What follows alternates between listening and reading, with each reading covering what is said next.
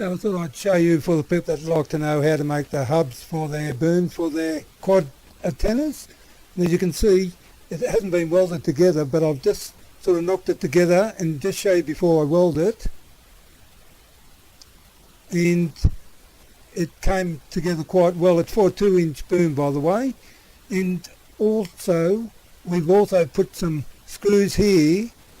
This way you can adjust your arms wherever you like without drilling holes in your boom. We've got the hubs from the welders, and as you can see, he's done quite a good job on it. So I'll show you what we've done here. As you can see, we originally put one bolt in there to hold it, and someone on Facebook suggested I should use 2 bolts, and that's exactly what we've done here.